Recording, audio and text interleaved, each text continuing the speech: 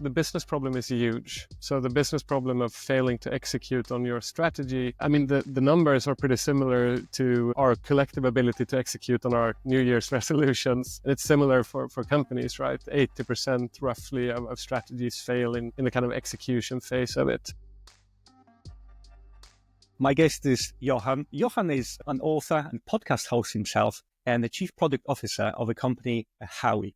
Johan, welcome on my podcast. Thank you for joining. Please introduce yourself and the company and tell us what you guys do. Thank you, Pete. Happy to be here, first of all. So my world has been strategy and strategy execution for the last 15 years. I started working at what ultimately ended up becoming this company that's now a software company delivering a strategy platform for mid-sized to large companies. We actually started out as a management consultant doing the exact same thing. So we would typically come in after McKinsey perhaps had done a strategy deck and handed it over to the management team, and they were kind of scratching their heads on how do we actually get this done. And we did that for 5-7 years, and we were a spin-off out of that company, a few people that felt in the consultancy model, even though it's fantastic in terms of validating a business problem and building methodology around execution in our world, delivering value 1 hour at a time, it has two fundamental problems with it. One, it's not scalable enough when you think about strategy execution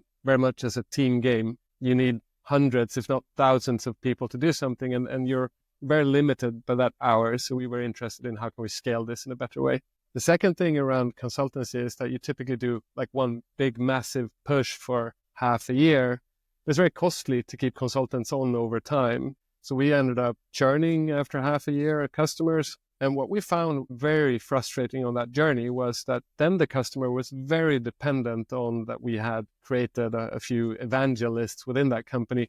But if they quit, it was almost as if we were never there. So the idea of our company is how can we fundamentally install something, a better operating system into companies that they can take care of themselves over time. Really cool. I absolutely love the idea.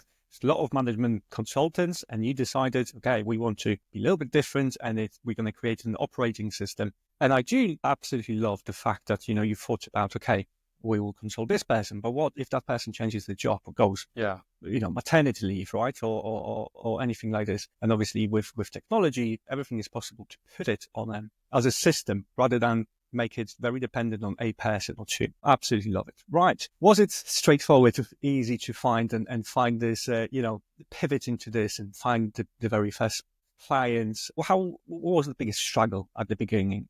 Was it actually developing the product or selling the products? Which way was which part was most? It's an interesting question. I think from an entrepreneurial perspective, running a software company and running a management consultancy company are two very different companies that prioritizes completely different things in terms of skills, processes, and so forth. So I think our biggest hurdle on that journey was probably the internal journey on kind of rebuilding this company from the scratch up. And that took us a couple of years. Client acquisition for us has typically been quite smooth. The business problem is huge. So the business problem of failing to execute on your strategy, I mean, the numbers are pretty similar to our collective ability to execute on our New Year's resolutions. And we just passed an International Quitters Day here in January.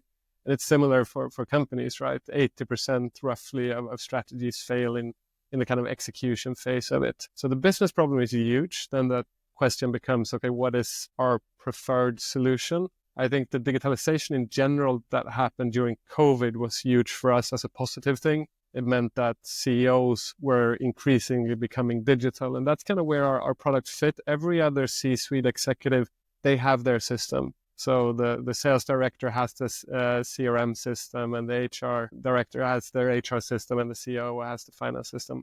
But CEO doesn't have his or her system. And that's what we're kind of building. So it's like a CRM for the CEO, but then ultimately it's used by all of the employees, but it's really for the strategic process. And finding then, if we talk about almost feature set of the product, finding something that's lightweight enough to be used by an entire organization, but still efficient enough to actually get the job done in terms of execution, that has obviously been the last 10 years of my life, and it still continues to be a struggle. Yeah. Well, did you get that? So I'm very interested to know, was it the part of educating your prospects, those CEOs, what it actually does? Because when you go and say with management consultant, they instantly know what you do, right? Yeah. But when you say we software doing this, right? You're going to have to do a lot of education of what it actually is. And I'd also like to know what was the main, objection from people saying, no, I'm not sure. Is it adding another software? Is it not understanding what it does and how is it better or how it compares with management consulting, the classic form of it? Just expand on this a little bit more. Yeah, I think in order to actually make a change when it comes to your ability to execute strategy, it's not as simple to say, let's just digitalize to whatever PowerPoints you currently have your strategies within. You need to bring both a methodology and a software. And that to me is probably the most difficult component in order to actually get things done in a better way, that you actually need not just to introduce whatever task management system. There are fundamental behavior challenges around strategy that you also need to solve. And those are methodological and built on behavior changes. So I'll give you an example just to make it a little bit more tangible. In strategy, one of the core issues is the inability to prioritize for senior level leaders. So if you think about time in a company as zero sum, we just have the amount of time available that we do. In the more directions that you try to aim, the less focus each direction will actually get. So from a methodology perspective, you need to guide these kind of senior leaders into actually prioritizing their bets. And in a software, you can visualize the bets that you have and you can provide kind of learning resources for why it's important, but you still have to do it. So we still keep a certain set of consulting in our revenue. Currently, it's around 5%. We really do consulting towards the senior level leaders, the management teams, and then we automate the journey outwards. But that consultancy is still very important for us because you need this mindset shift on we have like 4 components to our methodology that we need to kind of help them through. Tell me about it. I know that problem very well, right? Because I know any software is very dependent on shit in, shit out. That's true for any software right now. And I think that's one of the core reasons why we see a lot of software implementations not being very successful, because you kind of underestimate the human element a lot of times. Yeah, absolutely.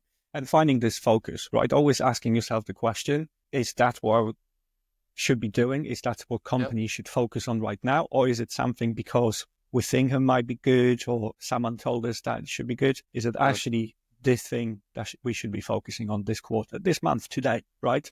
Absolutely. So this is really, really interesting. Okay. Now, you mentioned that you have the acquisitions never been a huge problem, right? So what's working for you in terms of finding those very fresh leads, new conversations, building those relationships?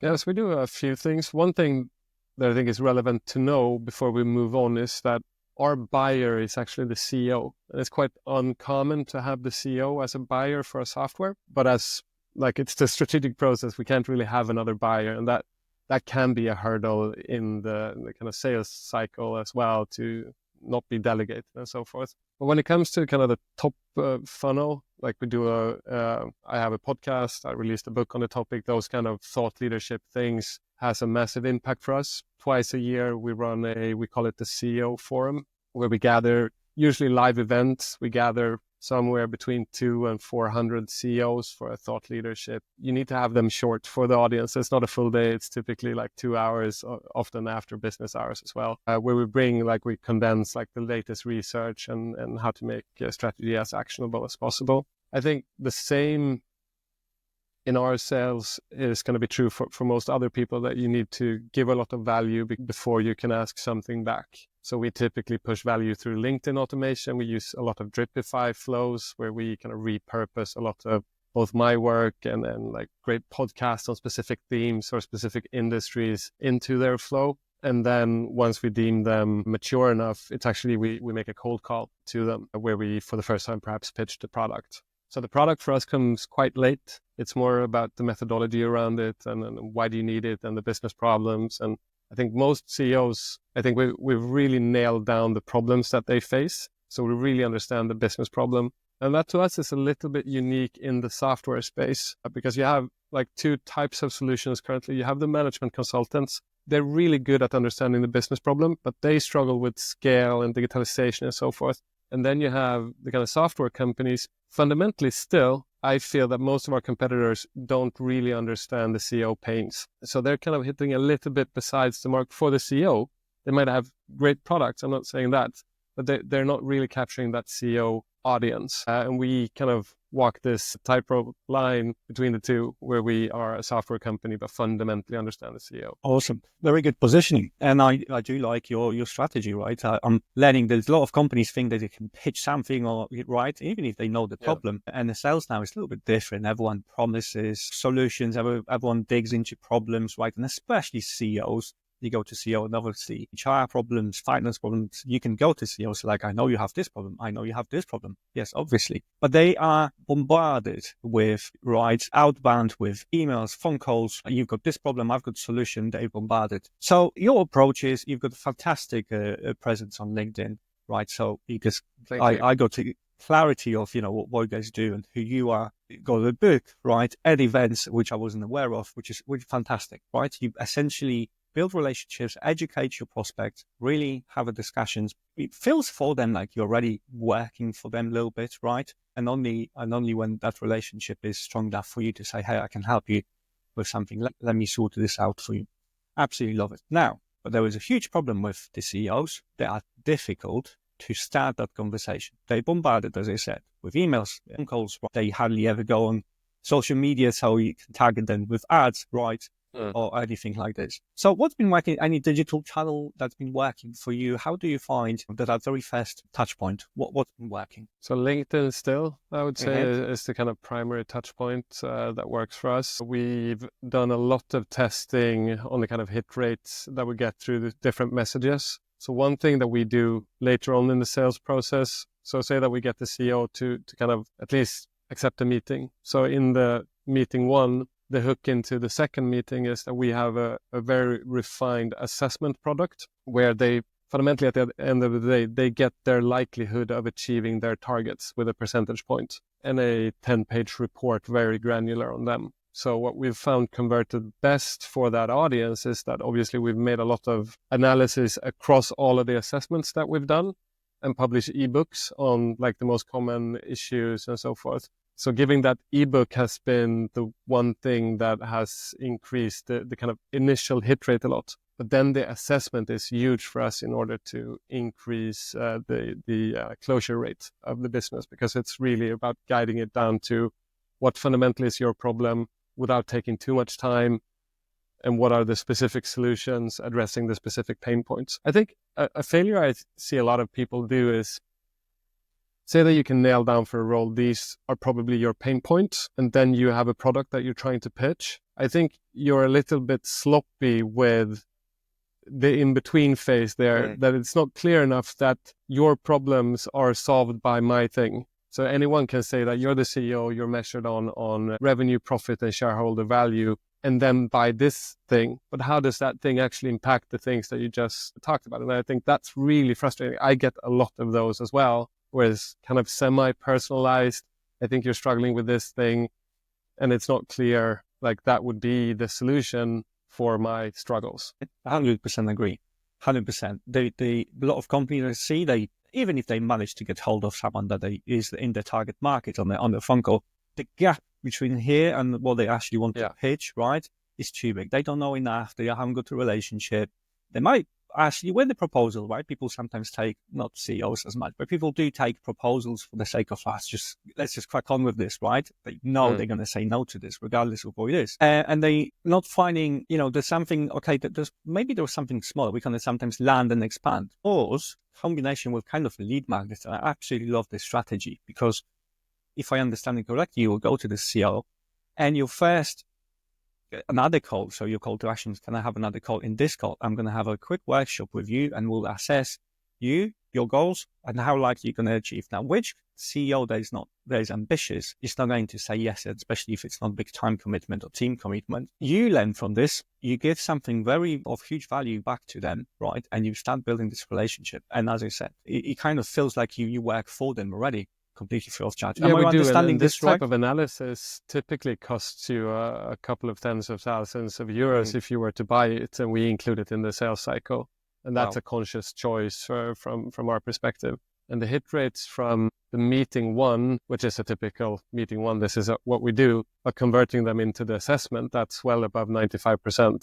So they're all very interested in these questions. Then our hit rate obviously drops once they start to see the money.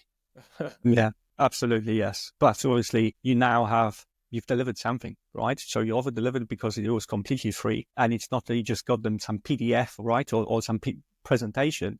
It's actually a workshop with them and assessing them, right? And rightly so. A lot of people have those and they pay thousands for this, right?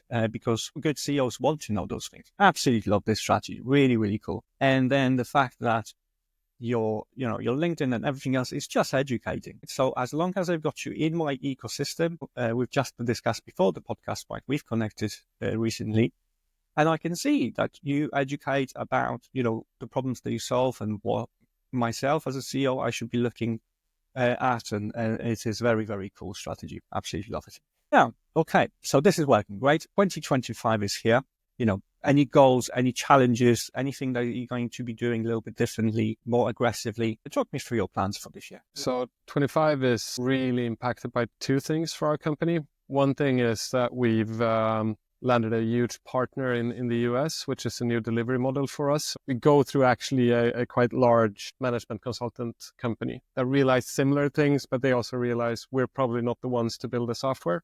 So it's a partnership model. So that's going to be hugely exciting as a stepping stone into the US. And obviously for us, that also means practically a lot of late night calls with the time zones and everything like that, and more robust partner ecosystem within the software itself. The second thing that I'm really excited about more in my role as the chief product officer is what an AI will enable for a software such as ours. And what gets me most excited is, we talked about before, the shit in, shit out logic of any system. I think fundamentally we have the opportunity to perhaps break that cycle a little bit with AI. So if we look into the kind of friction points our customers have along their kind of user journey, one of the biggest pain points is that we need to have managers that are fundamentally developing qualitative plans that we help them execute. If you don't develop a qualitative plan, then whatever execution support we bring you won't be very efficient. But managers, they're so stressed so that they don't take the time to take a step back and think about what are the things that are strategic on my team's roadmap. In there, we can support them a lot through AI. So we know what industry they're in. We know that what goals the company are optimizing for, what initiatives they're driving. And through AI, knowledge is almost at the cost of free right now. And it's more about interjecting that in the right situations where managers can actually take that type of advice. Strategy is also something that you're trying to capture it in like formal documentation in our software, in PowerPoint, whatever. But so much about strategy is also informal information. It's happening in meetings. It's happening on like local PowerPoint drives, whatever. So we can start to capture that information, for example, with meeting transcribers in a management team meeting. And then we can do from a methodological perspective, all of the kind of grooming of, based on this transcript, what is relevant for your strategic process, what are discussions you perhaps should have in the management team and didn't have, what are from data below you, analyses that you should be served with. We're launching a great feature that I'm really excited about, which is like a simple pre-read towards your management team meeting that is collecting all of the data in how our software is collecting previous transcripts and decisions that you took together with like external analysis. Maybe there are new like risk elements in your industry, and serving you like 10 minutes before the meeting, we can serve you this awesome pre-read, which just enables you as the CEO or as the manager of whatever team to drive a much more strategic agenda in your management team meeting. And I think that, so AI is kind of changing the game in very interesting ways for this field. Absolutely. Yeah. And I love how you use them. We work with lots of AI and work with a lot of companies utilizing AI. And I've talked to a lot of companies actually interested in AI, because the open is actually collecting that data, but not in the way they used to be. Then you're left with a bunch of data. What do you do with this, right? Obviously, you're going to want to have some particular questions answered with that data, LLMs, and allows us to even have a conversation with your previous conversations, for example, right? Then you utilizing automation to this to optimize some process, optimize your meetings, right? Shave off 10 minutes of every single meeting in a company, right? By utilizing AI and where you're wasting that time, right? For example, it could be completely different outcome of the next conversation. So absolutely love that you are exploring this as well, right? Because this I is think huge. one of This is the kind of interesting things now with kind of AI companies that I see, because obviously we partner with AI companies to deliver these services. One of the bigger challenges that I see them having is that once you start capturing all of the information, you suddenly just have an overflow of information. So the fact that we have a methodology where we can kind of parse out what is important in order for you to execute, that gives us a huge benefit versus a company that just does transcriptions, for example. Like the value of that is being commoditized like so fast right now. So I think it's always going to be like the business logic that you put on top of the technology that is the real value. And that to me is really interesting for us as a company. I see us having a pretty bright future in that space. Absolutely. Yes, I agree. Once the data was collected, it's just too much of this. What I really like about this now, the output is actually plain nicely in English rather than the bunch of data in a spreadsheet, right? So whoever needs to learn from this data, they can have it in 2, 3, 5 sentences about what it actually means, right? In the plain English, even for someone that is not analyst and they don't have experience of reading that data and seeing what is the pattern. Absolutely love this. Johan, if someone from listening now, any CEO from those listeners would like to find out more, maybe even have the assessment in this workshop with you, where could they find you? So my LinkedIn is the best place to go for kind of the content around it. And then obviously our company website, howie.io. And it's a play on words, how we, because strategy again, team sport, right? So how we. Really cool. Yeah, we'll obviously leave the links below here. Johan, thank you very much for joining me today. Fascinating conversation. Absolutely love what you do. What is amazing is your strategy of actually bringing value, not fake value that you think you bring value, actually thinking, do you know what, how much value we can bring to those people. Now we got their attention and you actually spend time, spend money helping them free of charge in your sales process, right? I take it. No strings attached. That's your risk. But if they find the value in this, you follow up with the conversation and take that to proposal stage. Absolutely love this strategy. And as I said before, I love your content strategy as well. I wish you all the best with 2025 and those plans. I'm definitely going to look if we should, work together and have a look if at some point, right, something that you guys did would help us and meant for people from my network. Johan, thank you very much for joining me. It was an absolute pleasure. I really appreciate it. Thanks.